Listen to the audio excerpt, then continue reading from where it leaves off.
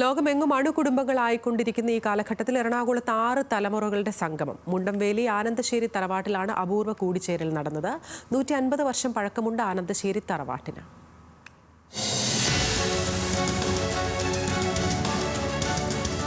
ആനന്ദശ്ശേരി തറവാട്ടിലെ മുതുമുത്തശ്ശിയമ്മ മറിയമ്മ യൗസേപ്പിന്റെ 45ാം ചരമവാർഷികത്തോടനുബന്ധിച്ചായിരുന്നു ഈ സംഗമം.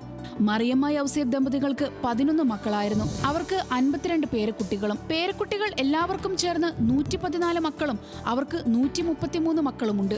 6ാം തലമുറയിൽ മാത്രം 17 കൊച്ചുമക്കളടങ്ങിയ വലിയ കുടുംബമാണ് ആനന്ദശ്ശേരി തറവാട്.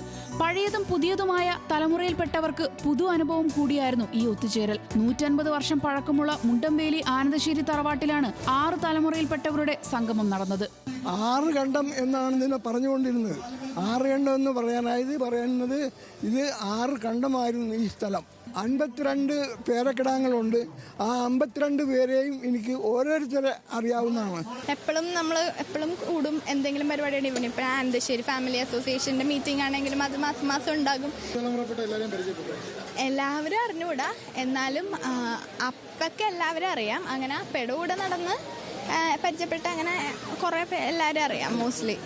രാവിലെ 10 മണിക്ക് മുണ്ടംവേലി സെന്റ് ലൂയിസ് പള്ളിയിൽ കൃതജ്ഞതാ ബലി അർപ്പിച്ച ശേഷമായിരുന്നു പരിപാടിയുടെ തുടക്കം. ഫാദർ ഹിപ്പോലി OCD മുഖ്യ കാർമ്മികനായിരുന്നു. ശേഷം ആനന്ദശ്ശേരി തറവാട്ടിൽ 6 തലമുറകൾ ഒന്നിച്ചു ചേർന്ന ഫോട്ടോ സെഷൻ സംഘടിപ്പിച്ചു.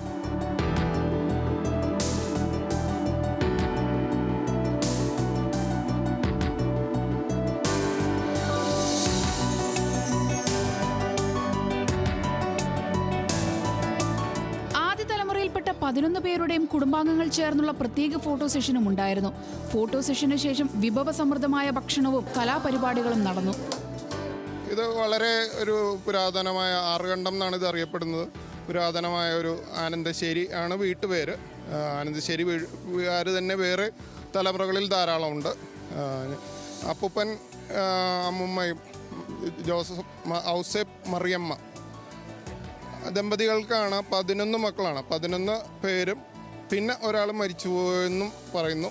ഈ ഇത്രയും വൈഡ് ഫാമിലി ആയതുകൊണ്ട് ഞങ്ങൾക്ക് ഈ പുതിയ തലമുറയിലെ ആളുകളുടെ പേര് പോലും അറിയില്ല. 6ാമത്തെ തലമുറയിലെ ആളുകളുടെ പേര് പോലും ഏകദേശം 17 പേരാണ് ആ ലാസ്റ്റ് തലമുറയിലുള്ളത്.